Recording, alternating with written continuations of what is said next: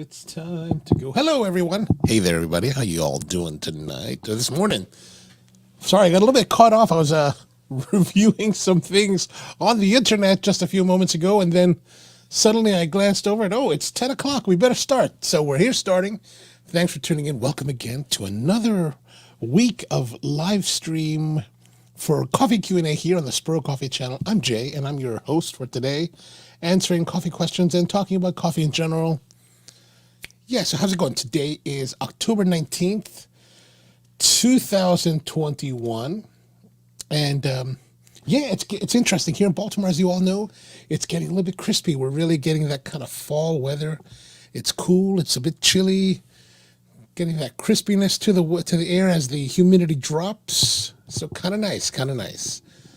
I found it when I did a little shopping yesterday. Went out to had to make some deliveries for some of our clients and stopped by Arundel Mills Mall. Went to the New Balance store and because I needed new shoes. My New Balances are all getting kind of old, and you know when shoes get kind of old, they get a little bit unsupportive. So I found a couple pair. Well, I found one pair that I liked and felt comfortable, and then I got a couple shirts for the fall at the what is it called, at Bass Pro Shop. So that was nice. Got a flannel, one of those redhead. I guess it's about a duck or something. I guess if you're really into hunting and country, I think you'll be very familiar with it. But I'm not very familiar. But it's comfortable. The flannels had super like comfort. And then I found also from Redhead. Actually, I bought all the pieces I bought were Redhead. I don't know what happened, but they had nice looking stuff. Like there was this one sweater I bought. So I bought three pieces. I bought that shirt, the flannel. I got this sweater, knit sweater that had these, buttons up here, kind of like a pullover. But it had these kind of like buttons that were kind of like Gaelic-y, not Gaelic symbols, but that kind of flavor, that flavor of being Ireland, Scotland, that kind of like sweater type. I like that. I got that. And then I also got a vest, a fleece vest. They were very reasonably priced. Like right now they're on sale. So that was very nice. And so I got that, and I'm ready for the fall. So, all right. Well, today what we're going to be doing on the show, of course, as always, we're going to be brewing and drinking coffee. And then we're going to be talking about the history of coffee. So I was reviewing a book that I've had for many, many years. It's called Uncommon Grounds. It's the what is it called? It's known as Uncommon Grounds, but the byline is The History of Coffee and How It Transformed Our World. And so we're going to get into that. It's written by a guy named Mark Pendergrast. I've got the link in below. Have a look at that, and you can order it online and get it. If you're into coffee, it's really a great read, really fascinating stuff. So today we're going to read some excerpts from the book just to go over it, and that should be kind of fun, I think. And then the coffee we're going to be doing today is the Finca Limoncillo from Nicaragua. We drank that last week, but I had a new roast batch of it this week, so I thought, you know what, let's give it a try and see how it goes. And yeah, so if you have any questions, we're going to answer those and go through whatever we can talk about with coffee for the next hour. So I look forward to it. Oops. All right, so first of all, the coffee that we're doing today is let me pull the screen here so you can see it. Here it is, the Finca Limoncillo Yellow Pacamara Pulp Natural from Nicaragua. And so this is made for us by the Mirish family in Matagalpa, which is central Nicaragua, about 3 hours kind of northeast of Managua. And beautiful, beautiful place. We work with a couple different farmers out there. We work with the Mirish family as well as the Ferrofino family in Matagalpa, and they make beautiful coffees there. And so this particular one is the yellow Pacamara. And Pacamara is actually a really interesting coffee bean in that it's a hybrid of the Pacas and Maragogipe varietals. Which means that because it's using the Maragogipe, which is kind of like the elephant bean, it's also a very large bean. So let me show you. Here's the jar. I hope you can see this. Oh, let me get away from that so you can see Okay, so this is the Pacamara. As you can see, it's pretty large. Now, it may not look very large to you right at the moment because there's no comparing. I mean, it just looks like coffee beans, right? But if I take this one, this is the Helsar from Costa Rica, and I hold them together, you can see now that well, it's a little bit hard to tell, but there is a very large difference in, yeah, you can see right there, right? This one here is the Helsar. This is the Pacamara, and you can see kind of the difference between the size. It is a substantially larger size bean, which means that physically you can't put the same amount of coffee. Like we ran into a problem when we first got these in with our packaging, because as you can see here on our bag, the bag is a certain size, right? And so it's designed to hold 10 ounces. Actually, it's really technically designed to hold 8. We just put 10 in it. And so for the most part, there's no problem because it's a generous bag. And as we're filling it with the most coffees, some coffees are denser and smaller beans physically, so it actually doesn't fill up as much. But this particular one, it's a very large bean, which means it takes up a lot of space, both in the roaster, and so I can't put as much coffee in the roaster and get effective results as I would with other coffees. So we actually roast typically smaller batches with the Limoncillo, the Pacamara, because it just allows the coffee to roll and expand and express itself. And so we in the bag, so the bag is really, really full. At 10 ounces, it's super full, and so it kind of poses a little bit of a problem. It's not impossible to seal, but it can be a little bit of a problem. But anyway, it's a great coffee, but one that, because of its size and density difference from the other coffees, it means that it's a little bit more difficult to roast. Like it's one of the things you really have to be on top of and watch the way that it's performing through the roast curve, because it's very easy for it to just take off as you're reaching the desired point. So let's say we're starting at 205 Celsius, and then we're trying to target 205 Celsius again as it roasts again. Maybe there's a point where it just kind of takes off, like it goes from nice brown Maillard to like suddenly like getting dark and like oily, and it's really an interesting coffee in that respect. And I personally, to be honest with you, have struggled over the years to really get down on this, but hopefully we got it down. And we're going to drink it today to try it. Oh, that's what I forgot. Hold on one second.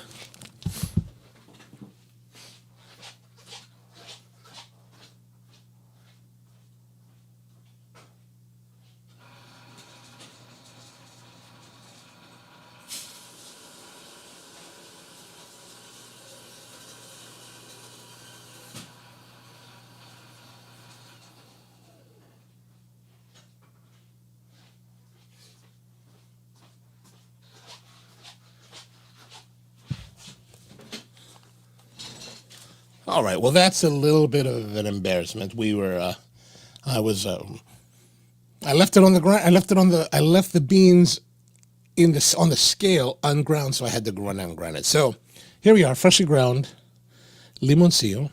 Can we see it? Always a little bit dark, isn't it? This is a coffee that I bought because it was really just kind of weird. Like I think it's a strange coffee. Like it has these different aromas, different flavor notes.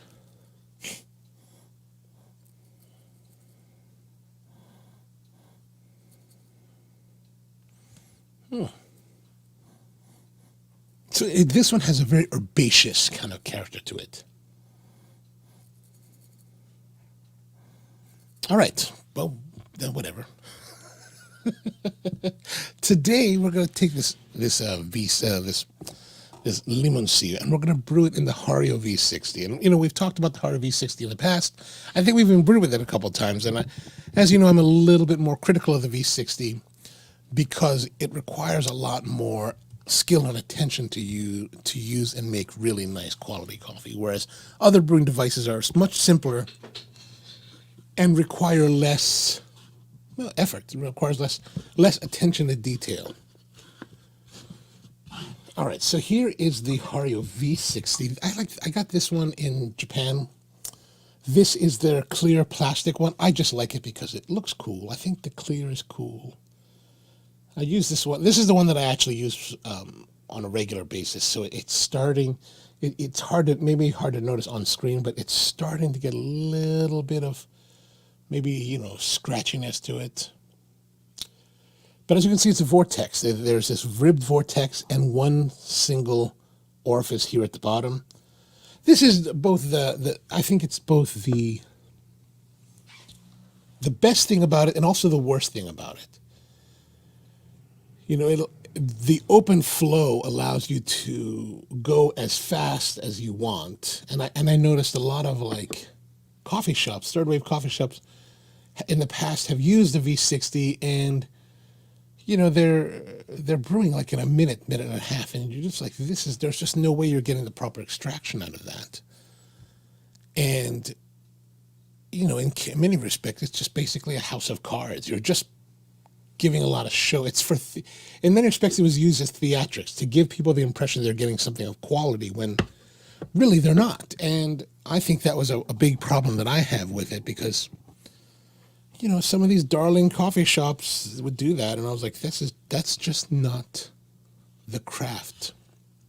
That's just not the quality. And so I was very much against it. And then some of them would compensate by, let's say with our normal ratio of 2 grams per ounce, people would take, and so for a 12-ounce cup, we would use 24 grams. In order to compensate for the speed, because they're trying to serve a lot of people in a line, they would then bump up the quantity for 12 ounces to 44 grams and then pour very fast and very hard. And their theory was that, okay, they're going to use a preponderance of coffee in order to get the TDS readings, the 18 to 19% TDS readings that they want. So they're hitting the number that's supposed to be good, but you're serving coffee that's, under extracted. It's still under extracted, right? Because you're just hitting it so fast. And I never thought it was very good. But so the thing with the V60, you really have to be someone that's going to pay attention to the details in order to brew quality coffee in it. Anyway, we're not going to go too much into that. We've got our filter. This is the Hario V60 filter. So this is made by Hario in Japan, and it's got a very nice textured finish, as you can see right here, the texturing. And if you compare to the typical paper filter from, let's say, any Melita type filter manufacturer, it's very different. It actually has a much more pleasing feel. It feels almost like a linen-based paper. Really, really kind of a nice feel to it. So we're going to put it in here. We're not going to rinse the paper filter because in our testing, we found that there is no appreciable difference by rinsing a paper filter. Now, a bleached paper filter, of course, if you're talking about the brown paper filters, those quote-unquote natural, yeah, they have a paper flavor, and you need to push as much water as you possibly can through them to diminish that. But since we're using white, we're just going to put the coffee in. Level it out a bit. Then we're going to brew into our trusty Yama kettle. Right? Then we're grabbing the Hario Fit kettle. We're going to fill.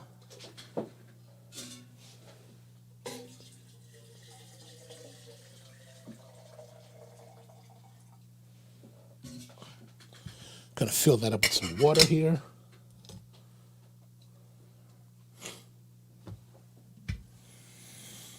And grab our timer, which we're going to reset to 0. Okay, it's at 0 now.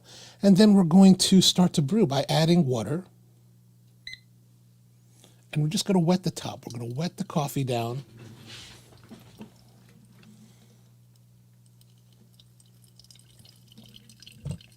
And I'm going to put probably 80 milliliters or so total water volume just to start the blooming process. And so we're going to allow it to bloom for about 20 seconds or so. So we've got a nice cap on the coffee that's creating. Now we're going to take the water and break it down.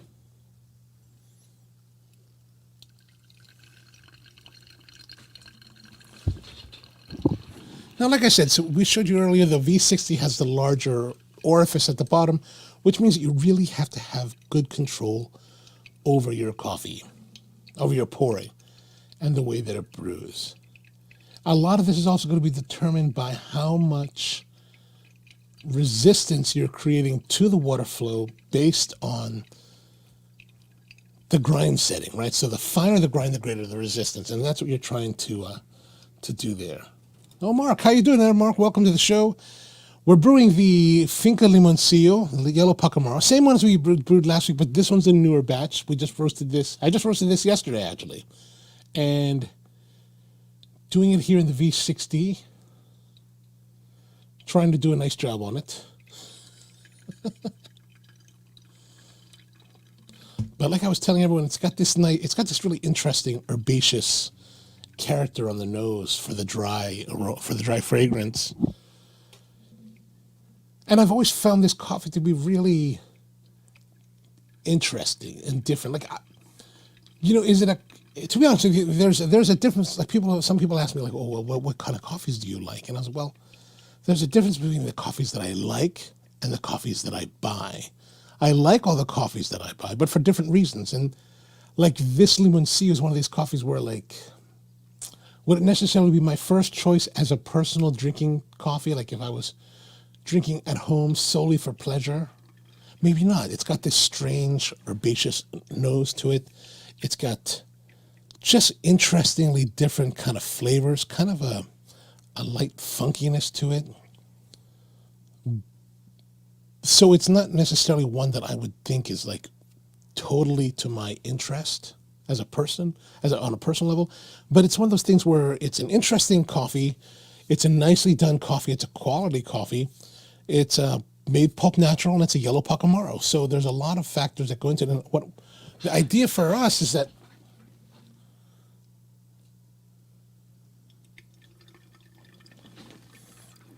we want to offer a wide variety of coffees for our guests to try, so that they have a wide spread of coffees to experience. And I think that this is one of the more important aspects of what we do as coffee purveyors, is to provide coffees so that people can have a wide range of experience.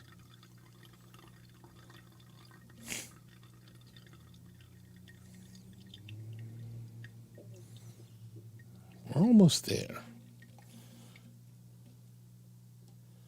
We're just over 300 some milliliters, and we're just pushing over 3 minutes, 30 seconds. So we're kind of right on the money with time and extraction. Yeah, that looks good. All right.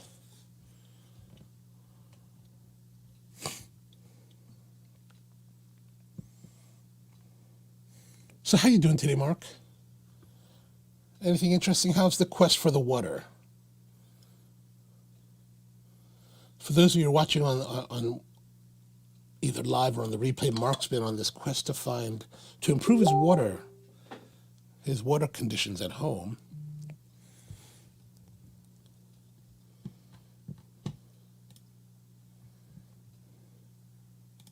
All right, here we are. We've got the coffee, and let's have a look. Yeah, it looks pretty good. The thing about putting the light on, it always looks very under-extracted. All right, so we're going to taste the coffee now. The Limoncillo Yellow Pacamara.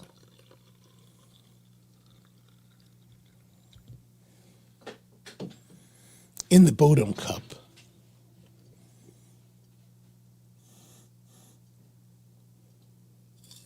Whoa. My goodness, it just kind of slid and that Good thing there's a lip here, otherwise it probably would have slid through the entire... That's kind of scary. That's not pleasant. A lot of style, but...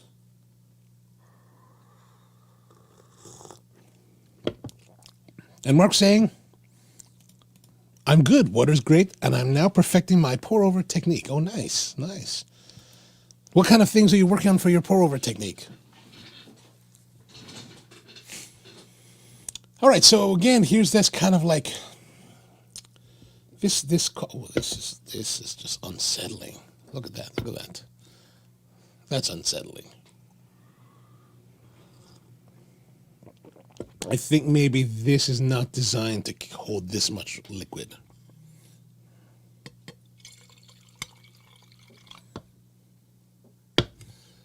Oh, I'm going to have to do something about this.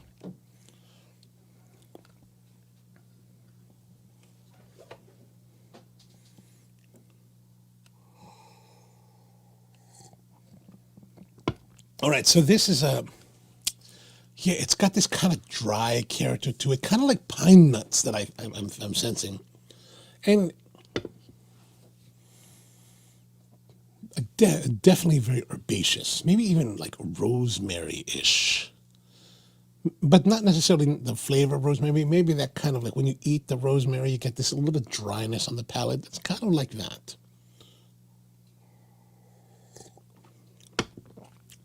And Mark's saying that he's... doing a single pour, finished about 2:30, nice, sweet body. Oh, nice, sweetened with nice body. Are you doing on the V60? Is that it? Or what kind of brewing device are you using for that?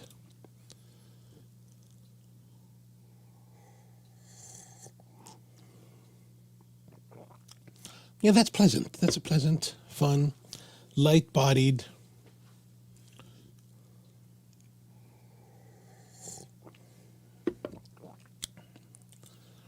Using a medium fine grind, about 600 to 700 microns.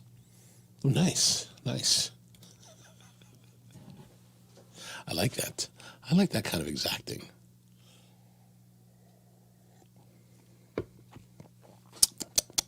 Well, that's kind of, it's kind of like juicy, a little bit. What am I trying to think of here?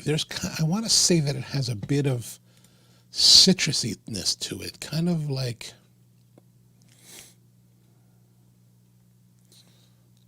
Like maybe there's a little bit of papaya. There's a passion fruit. The crispiness is like that of passion fruit.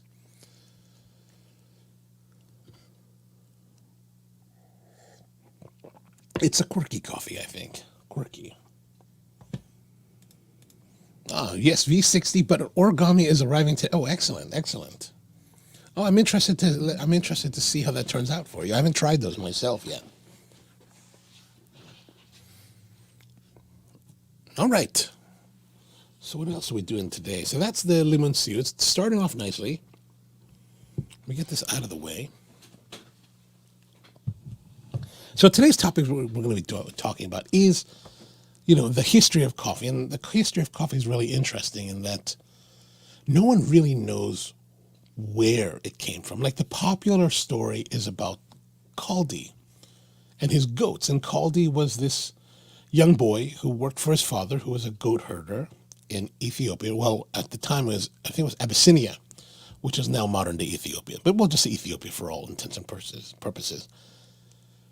And, Kaldi probably enjoyed this life. He was a goat herder, so he would take the goats out, let them graze in the morning. He'd go out in the morning, let them graze all day.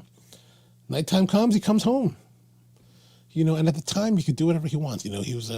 Evidently he was a poet, so he could just kind of hang out with his goats and write poetry or whatever he's doing, the life of luxury.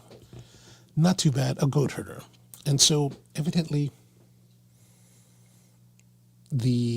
one day his goats, basically what he does, he goes and he sits around, and the goats do their thing, and then they come back and they go home. Well, one day the goats are off and he's like, the goats haven't come back. Where are they? And he starts to go look for them. And finally he sees the goats and they're just kind of dancing. And evidently they're dancing on 2 feet, on their hind legs. And he was wondering, is it possession? Because, goats dancing in ancient Abyssinia sounds more like the devil's work. Of course, I believe this is prior to Christ. And, but finally he realized that these goats are eating the coffee, which the Ethiopians call bun, B-U-N-N, which I didn't realize it. Again, you always forget that, we have bun brewers, and bun is actually, those brewers are named for coffee. They're called coffee. So if you call bun brewers, you're calling it a coffee brewer. Or a bun coffee brewer, you're calling it coffee brewer. Anyway, that's neither here nor there. But he notices that these goats are eating these and acting crazy. So he tries it and likes it. And now no one really knows if that's even what really happened. Maybe Kaldi is just some kind of story to represent it. But no one really knows how coffee came to be consumed. But humans did not consume coffee in the way that we do today, roasted. That came later. I believe that came in the 16th century when finally it made its way to Europe, right? And from Ethiopia, it was brought to Arabic traders to the Middle East, where if you look at traditional Arabic coffee that's made in the Della, it's very lightly roasted. It's super like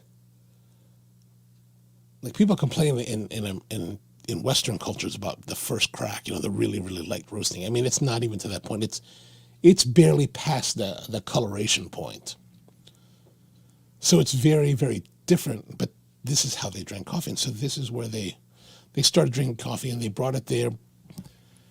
And then at some point in time, well, let's actually look at the book. And so like I was talking about, a lot of this can be found in this book, Uncommon Grounds by Mark Pendergrast. And I've got the link below. And this is a really, really interesting book, especially if you're into coffee and you want to know about the history of coffee. This is a great read. This is actually not the current edition. This is a book that I picked up. I got it as a gift. Oh, from Jennifer Hare. Thank you, Jennifer. Jennifer Hare was the manager of the Towson branch of the Baltimore County Public Library when we opened the very first Spro in that library branch in 2006. And she gave this to me as a gift back in April 2007. Oh, thank you, Jennifer. I totally forgot that was this from you, but I certainly appreciate that. And so it goes through history of coffee. And if you haven't read it, it's really an interesting read. So we've got different chapters. So the first chapter is called the first section of the book is called Seeds of Conquest, then Canning the Buzz, then Bitter Brews, and then Romancing the Bean. And so it goes through this whole history of coffee, where coffee colonizes the world, the different coffee kingdoms, how it became an American drink. And I thought maybe that'd be an interesting one to look at. The American drink. We'll read a little bit about it from chapter number 3. Since we're in America. The American thirst for coffee was slow to develop in a young country whose rambunctious citizen preferred booze. Most colonial drinking was utilitarian, with high alcohol consumption a normal part of personal and community habits. Observed the authors of Drinking in America, which is a book. In colonial homes, beer and cider were the usual beverages at mealtime. Even children shared the dinner beer. Many colonists considered coffee and tea poor substitutes for strong alcoholic brews. Thus, the first Continental Army ration, established by Congress in 1775, contained no coffee, only a daily allowance for spruce beer or cider. Still, coffee was popular enough to cause over 100 angry Boston women to raid a food warehouse in 1777. During the Revolutionary War, dealers took advantage of scarce supplies to hoard coffee beans and jack up prices. As Abigail Adams described to her husband, John, there is a great scarcity of sugar and coffee, articles which the female part of the state is very loath to give up, especially whilst they consider the great scarcity occasioned by the merchants having secreted a large quantity. She then described how the women raided the warehouse while a large concourse of men stood amazed, silent spectators. Throughout the first half of the 1800s, the American taste for coffee swelled, particularly after the War of 1812, which temporarily shut off access to tea just when all things French, including coffee drinking, were stylish. By that time, Brazilian coffee was closer and cheaper anyway, and perhaps price counted even more than political ideology or fashion statements when Americans came to choose their favorite caffeinated beverage. Per capita consumption grew to 3 pounds a year in 1830, 5.5 pounds by 1850, and 8 pounds by 1859. Although there were urban coffee houses, most Americans drank coffee at home or brewed it over campfires while headed west. By 1849, coffee had become the great essential in Prairie bill of fare, according to one surveyor at the time. Give the frontiersman coffee and tobacco, and he will endure any privation, suffer any hardship, but let him be without those two necessaries of the woods, and he becomes irresolute and murmuring. Once introduced to the black brew, Native Americans adopted it as well. The Sioux called it kazuta sapa, or black medicine. Indeed, the Indians attacked many wagon trains specifically to get coffee, along with sugar, tobacco, and whiskey. On the other hand, white traders took advantage of the Indians, trading 1 cup of coffee for a buffalo robe.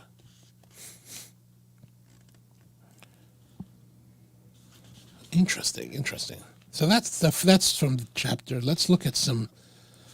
Well, actually, let's go backwards to the very beginning of the book, because I think that's an interesting.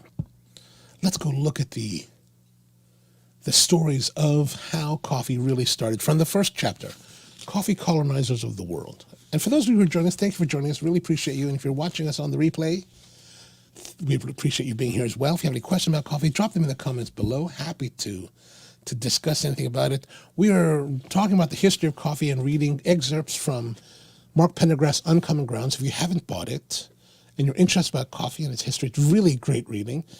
Really easy reading, actually. He's got good prose, so it's really nice. So I would suggest picking it up.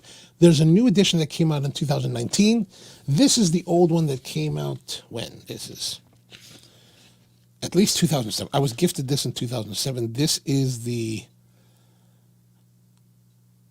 10th printing, I believe, of the 1999 edition, the original release. And then Mark's asking, coffee in the 19th century was made cowboy style? Yeah, I think, especially if you're out on the frontier, heading out to the American West. I think that's really the only way they did it. Although maybe percolation had come by around that time. Let's see. Percolator history. Let's see if we can see if there's anything that says. Oh, here it is. Coffee Percolator by Wikipedia says, oops, there we are. Brewing, where's the inventor? First modern percolator on a kitchen stove by 1819 by Parisian tinsmith Joseph Henri Marie Laurens. Its principle was then copied and then modified, and then U.S. patent for percolator was issued in Franklin in 1865. So we're talking 1860s. So yeah, I mean, it could have been both. Like at this point, I imagine that it could have been either. What is it? Either that cowboy style where you're just boiling it in the pot, or this type of percolation method, because it was around by that time. Hello, how are you, man? Good to see you. Welcome to the show. How you doing today? So yeah, so it could be either way. I think, Mark, that either one would have been available to the people of the time. All right, so let's look at the first chapter of On Common Grounds. Possibly the cradle of mankind, the ancient land of Abyssinia, now called Ethiopia, is the birthplace of coffee. Situated at the conjunction of the American and Arab world, known as the Horn of Africa, the mountainous country, split down the middle by earthquake-prone Great Rift Valley, has a biblical quality, and little wonder. Across the nearby Red Sea, further to the north, Moses led his people to freedom. The Queen of Sheba later descended from the Ethiopian mountains to join King Solomon in Jerusalem. And according to legend, she founded the Aksum dynasty that established its rule in the 1st century AD, a monarchy that continued with a hiatus between 572 and 1270 until 1974 when Haile Selassie was deposed. Always relatively poor, the Abyssinians were nonetheless a proud, independent people, most of them adopting a cloistered Orthodox form of Christianity when no other African indigenous people held that faith. Encompassed on all sides by the enemies of their religion, the historian Gibbon noted, the Ethiopians slept near 1,000 years, forgetful of the world by whom they were forgotten. Likewise, forgotten or not, was the beverage we now call coffee. We do not know exactly when or by whom coffee was discovered. Of the various Ethiopian and Arab legends, the most appealing involves dancing goats. A goat herder named Kaldi, a poet by nature, loved following the wandering paths made by his goat as they combed the mountainsides for food. The job required little of him, so he was free to make up songs and play his pipe. In the late afternoon, when he blew a special piercing note, his goats scampered from their browsing in the forest to follow him back home. One afternoon, however, the goats did not come. Kaldi blew his pipe again and fiercely. Still no goats. Puzzled, the boy climbed higher, listening for them. He finally heard bleating in the distance. Running around the corner of a narrow trail, Kaldi suddenly came upon the goats.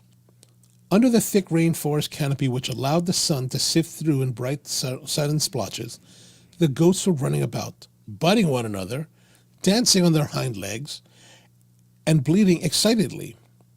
In winded wonder, the boy stood gaping at them. They must be bewitched. What else could they be? As he watched, one goat after another chewed off the glossy green leaves and red berries of a tree he had never seen before. It must be the trees that maddened his goats. Was it poison?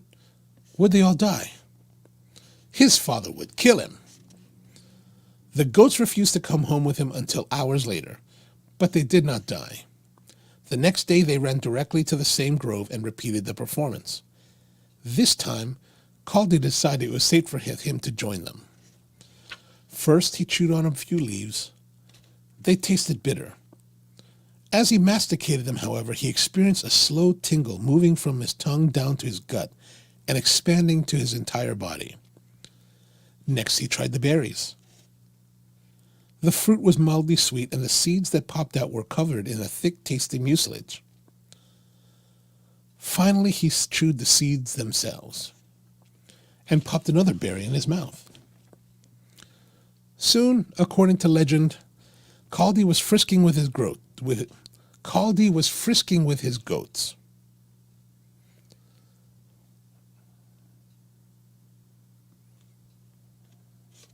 Poetry and song spilled out of him. He felt that he would never be tired or grouchy again. Kaldi told his father about the magical trees. The word spread, and soon coffee became an integral part of Ethiopian culture. By the time Razis, an Arabian physician, first mentioned coffee in print in the 12th century, it had probably been deliberately cultivated for hundreds of years. So that's some interesting stuff there about Kaldi, and I don't know about him frisking with his goats. That seems... Have you ever eaten a coffee plant? I have not really eaten a coffee plant. I have eaten the mucilage of a coffee tree at the farms, and actually, it's really a lovely flavor.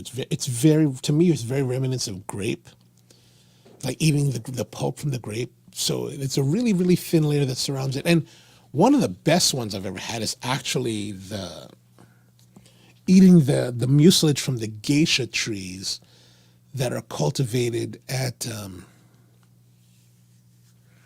what is it called? Oh no. It's in Costa Rica, Central Valley. And, oh no, I can't remember. Let me see. It's not at Helsar. Herba at Herba Zoo. There's a place called Cafetalera Herba Zoo in the Western Valley of Costa Rica. Senor Barantes, and really great guy. And he was cultivating geisha. This is several years back, and we were walking around his farms, and he's like, "This is the geisha, and we're tasting the geisha." And just one way to enjoy coffee or just experience it in a different way while you're at the origin is tasting the cherry itself. And while all of it is always sweet and kind of nice, what was so significant to me about the geisha that really kind of gave an indication of like why geisha is so different than the rest is that it had a very distinct flavor of lychee or lychee, the tropical fruit. And it's significant to me because lychee is actually one of my favorite fruits, and I really love it. And to taste that in a coffee, in the mucilage of a coffee cherry was really, really surprising and really, really exciting. So, but no, the question is, you eat these plants. I've never eaten the leaves. Although I have tried the coffee leaf tea. So a friend of mine, Enrique Ferrufino, down in Nicaragua, he owns, his family runs one of the farms that we work with, and I've been friends with him and his father for quite a long time. And he's been working on a project where they're taking the the leaves and making them into a tea. I tried some of their like prototypes years ago, but I haven't had the product recently. And yeah, I don't know. I don't recall. It was an interesting thing. I don't recall how much of a caffeine hit you get. And I imagine that the reaction of the dancing, let's say that we were taking the idea that goats and Caldi were dancing and frisking about as accurate journalism or accurate historical recording. Like, I don't recall a time when eating or consuming coffee has really made me that kind of animated. However, I imagine that in their time at Abyssinia, when you've never had anything like it, never been exposed to caffeine, the very first time you have caffeine, it might have that significant kind of impact on you. I'm guessing. But I have had coffee in many different forms. So coffee, of course, as we have coffee roasted and ground. I've had it as roasted, ground, and put on food, like on steaks, which not bad. Or Arabic style, so it's lighter, much lighter roasted. I've had it with the cascara, the hull that's been dried and then made into tea. That's kind of fun. I'm much more, when it comes to tea like beverage, I'm much more into the black teas than anything else. So green coffee leaves as tea and red cherries as tea is nice, but it just doesn't, I'm not turning to it. Like I was drinking tea this morning, and I was drinking this Russian tea that I picked up. I'm actually just trying to get through it. But interesting stuff. The Russian tea is this kind of florally kind of tea. Oh, good. I'm glad to hear you're doing well, yo. Good to see you. Hope it's going well. And Mark's saying, it's interesting Caldi had such a reaction. I wonder what other plants grow in that region. Well, I mean, if what they have to then is similar to what they have today, I imagine they also have shut, right?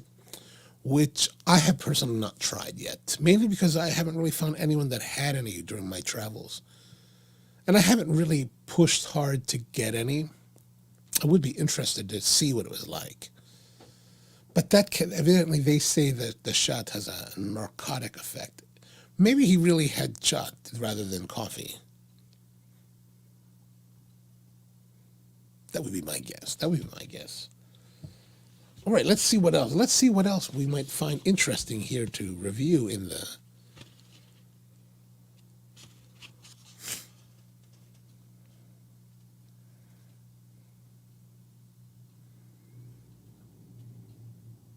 Oh, here we are. How about Chapter 10, Burning Beans, Starving Campesinos. That should be much more compelling.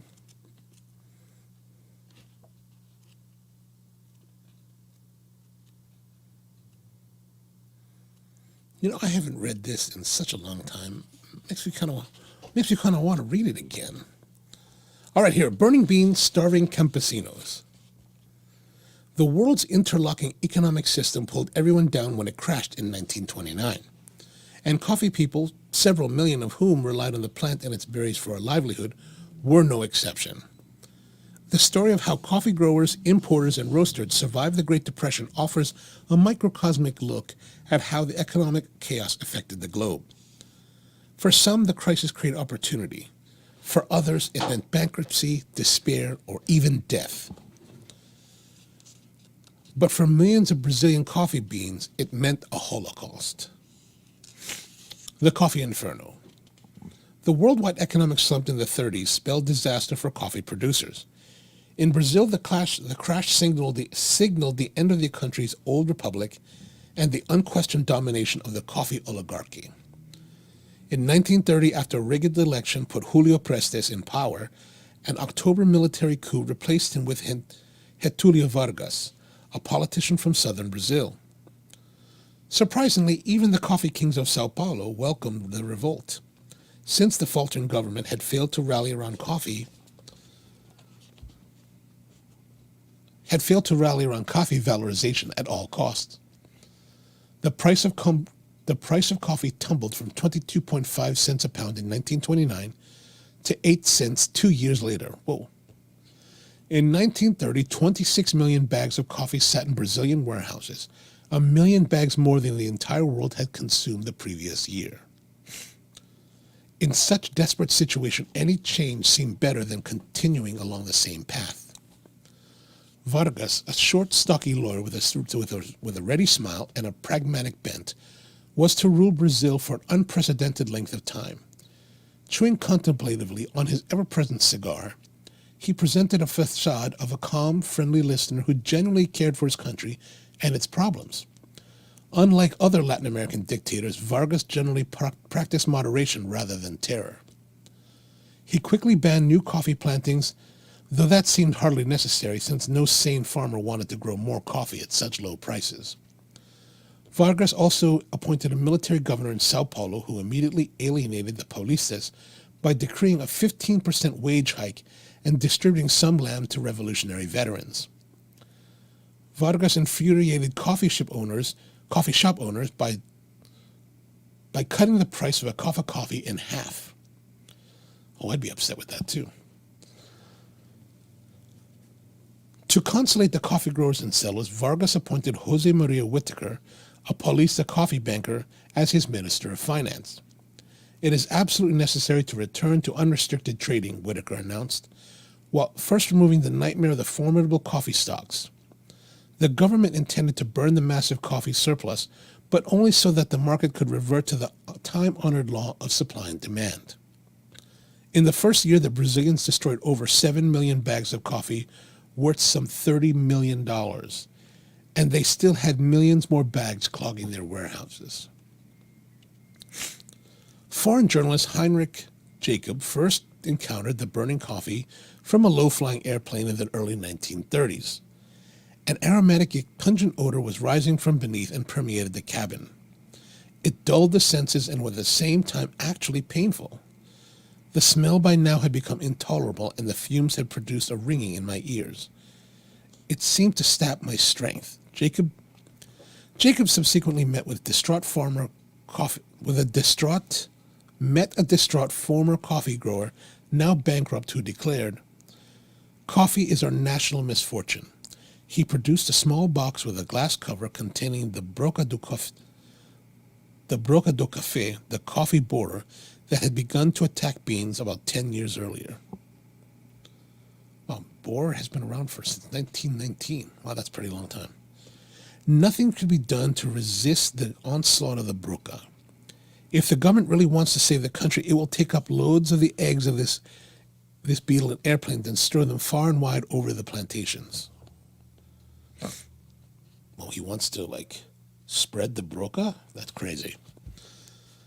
And those who may not be familiar, the broca, which is the coffee berry borer bean, the coffee berry borer insect, has been decimating coffee plantations across Central America and Latin America. Well, across Latin America, Central and South America for, I guess since 1920s now, 1919. And so it's, it's kind of interesting to read about some of this. Oh, we should like spread it far and wide to get rid of coffee so that we could lower the inventory and raise the prices. That has not played out well over the last 30 years now in modern times.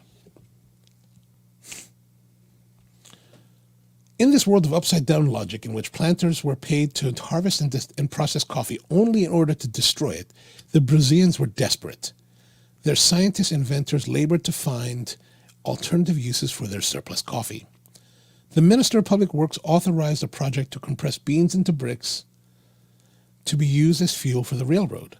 Other experiments sought to extract alcohol, oil, gas, caffeine, or cellulose byproducts from the coffee. So they were really in trouble. But that's a little bit from Uncommon Ground. I thought it'd be interesting to review about the history of the coffee. It's really an interesting read. I think it's an interesting read. I suggest getting a copy of it. But for the minute, let's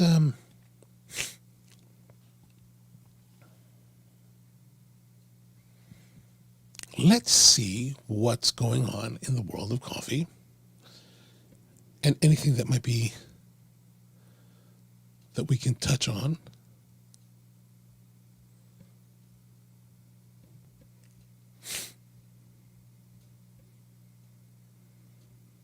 Oh, here we go. Yeah, I think it's a good thing to get. I think it's fascinating. There's a new one. I got the link down below in case you wanted to get right to it. But yeah, I think it's going to be more of my lunchtime reading this week. All right, so let's have a look here. We've got Chris Tanner on Home Espresso Aficionados saying, "Hello all, I'm thinking of getting a home espresso machine for my SPS. And I'm thinking for some recommendations as I know nothing about coffee except that I have 2 regular cups a day." Oh, spouse, SPS. Okay, good. She used to work as a barista for some big chain and small local shops, so she knows her way around a coffee machine. We have limited counter space, so I'm looking for the best home espresso machine, not a large unit and not too expensive. A friend recently purchased a Breville Express for around $800 on Amazon, so that's about the max for my budget.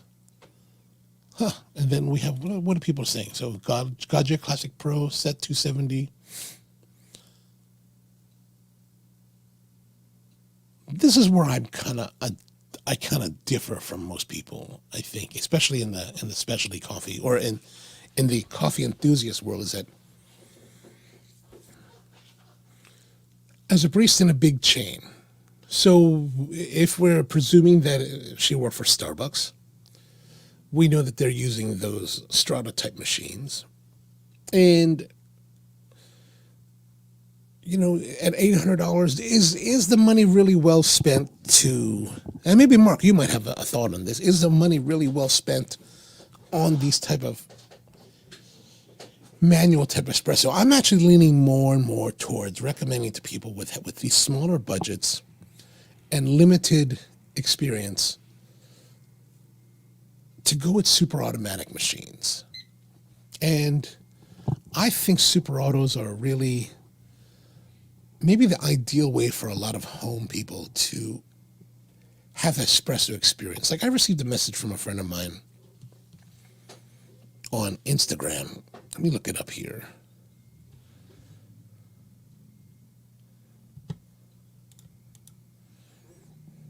Let's see if I can find it.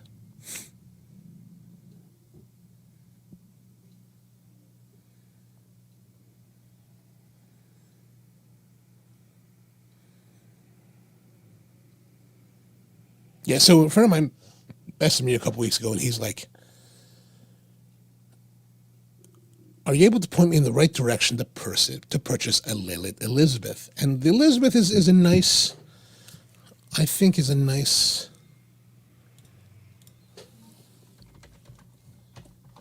let me look that up here so we can see it. The Lilith is a nice grinder. I mean, look at it. It's dual boiler. It's a nice machine, but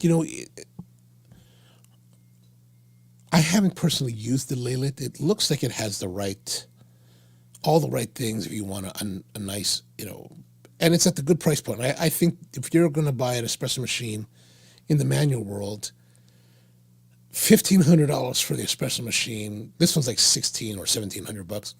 But being ready to spend that kind of money, I think puts you in the right position. Like you get a solid machine for over 20 years now. You spend that kind of money, you're getting a solid machine. Like this machine, you can see over my shoulder here, which is you can't really see it. This machine here is the La Valentina. It's an E61 based group head machine. This is actually the very first espresso machine I ever bought. And I actually used it commercially in our very first iteration of coffee espresso at a place called Jay Caragay in Timonium about 20 years ago. And I think and Mark says that he likes to recommend the La Pavone or some lever. And, levers are, and I like levers. But, I think that the problem with levers is that,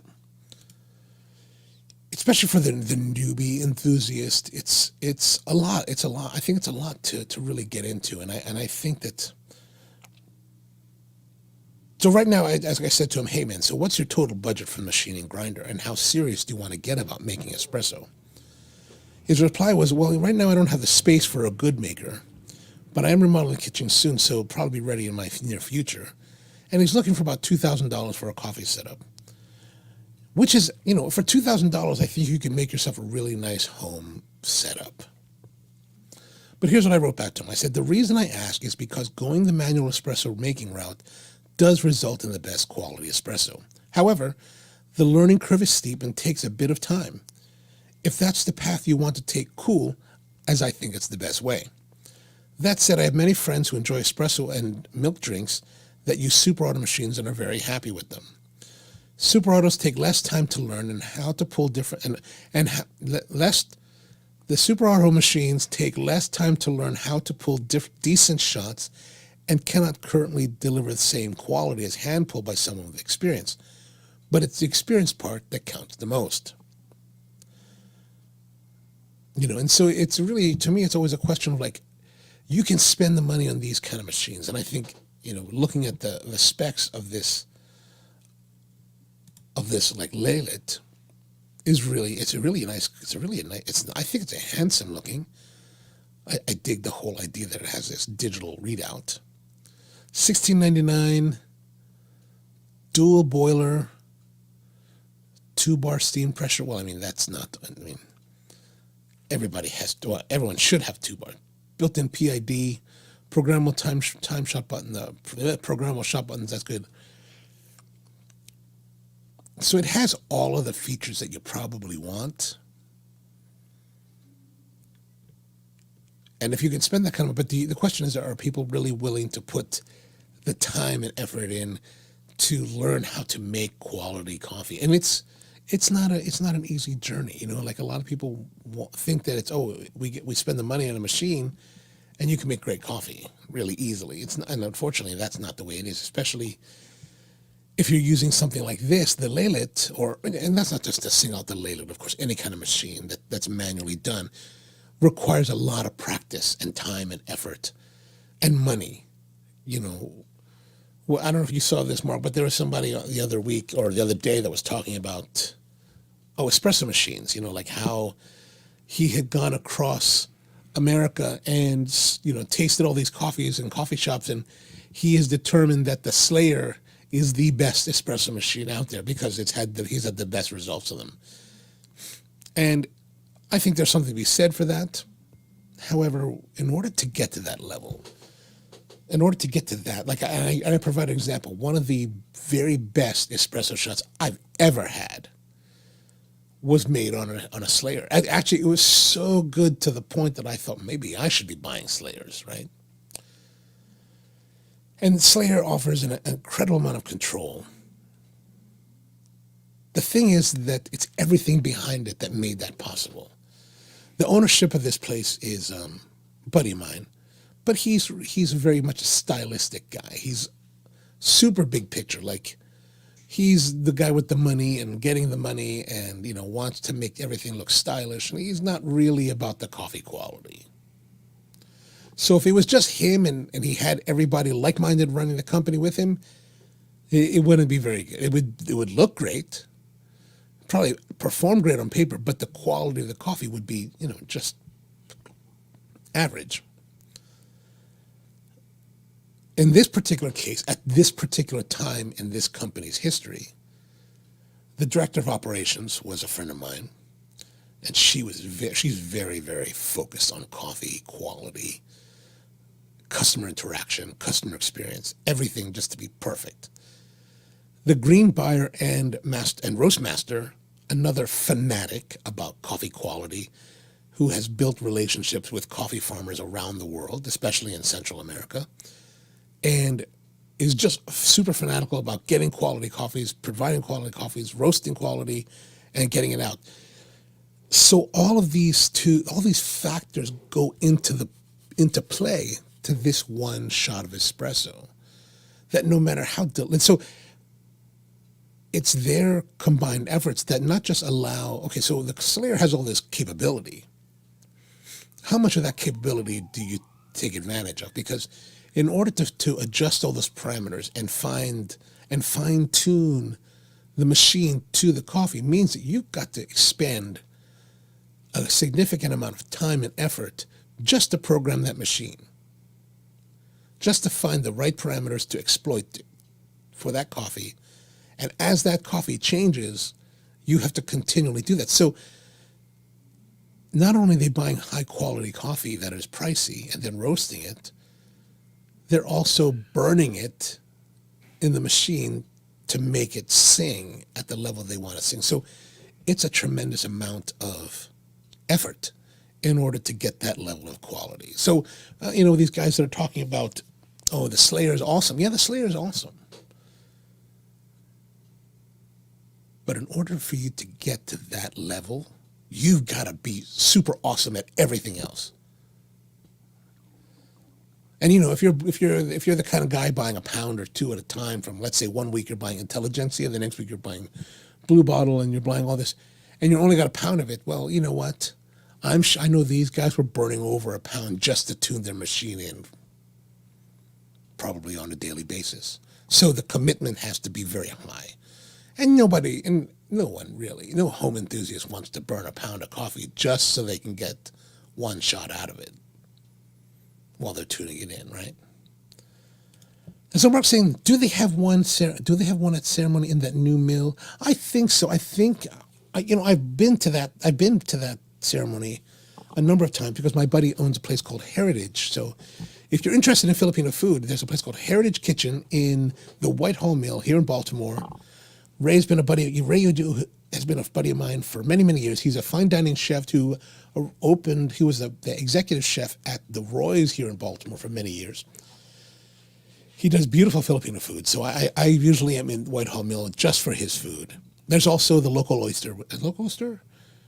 Or True Chesapeake. One of the two oyster shops is there too, and they're fantastic. So I've been there a couple times. I think that they have the Slayer Steam, which is the newer model, cheaper, more affordable, less capable, from those wild different parameters that the regular Slayer offers. This one, the Steam, I think it's called the Steam, has less features in that respect.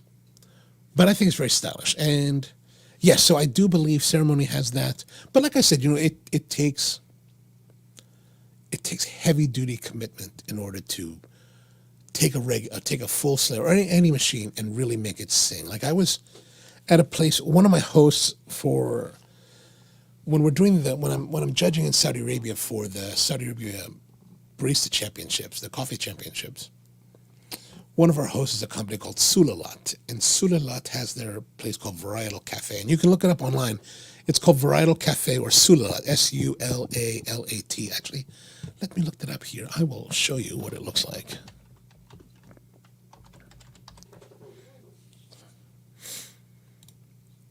Here we are. I will translate it to English.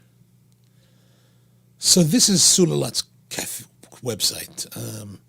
Very nice quality coffee. And I don't know if they show here, some picture. This is their cafe. Let's go back to it. Whoops. I wonder if they'll show us pictures.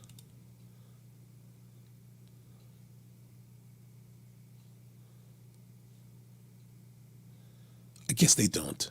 Anyway, I wish they did, because their cafe is probably one of the most off-the-hook cafes I've ever seen in my entire life.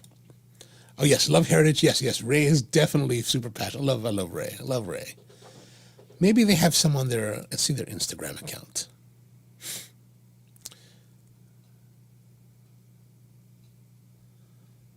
Yes, here we are. This is a great example. If you can see that. I know it's a little bit small on the screen, but so this is the cafe from the upper level mezzanine.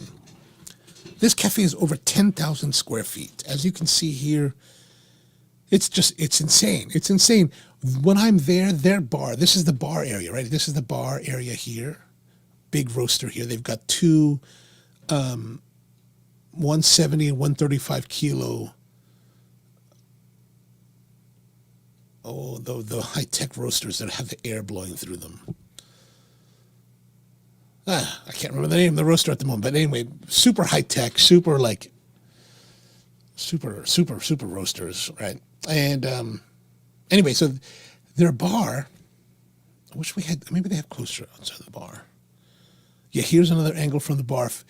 Up here is where the other photo was taken, right? So now we're looking from the other side. When I'm there, there's sometimes 17 baristas working behind the bar. 17 baristas. Now they have different setups. They have a brew bar setup. They have, over here they'll have another machine that's just for latte art. Lattes and latte art. One is just for cappuccino over here. And then the setup on the far wall is on the far part of the bar, like here, this is it, just for espresso. So they've got the mod bar. So the last time I was there, which is now almost 2 years, the mod bar is right here. To the right of it, to our right, camera right, there's also a 3-group leva, Marzocco leva, and they have a strata for the latte, and they're super fanatical about what they're doing, like to the point where, and why am I correlating this? So, well, I'm correlating this because they're using a leva, and the leva, they've figured out very, very precise parameters for what they want. And I remember one day I was just there, and I said to the barista, "Hey man, I just want to get me a double shot of espresso, please." And he starts making it, and he's making it, and he's making it, and he's making it, and he's dumping it, and he's making it. He made the espresso 5 times. 5 times before he had one that was good enough to give to me. And I tell you, it was delicious, exquisite, beautiful, beautifully executed. And I said, the operation manager is now a good friend of mine, Ahmed. And I said to Ahmed, Ahmed, what in the world is this guy? I said, you don't have to give me anything more than normal. He said, no, this is normal. And I said, you just pulled the shot 5 times. How could you make any money?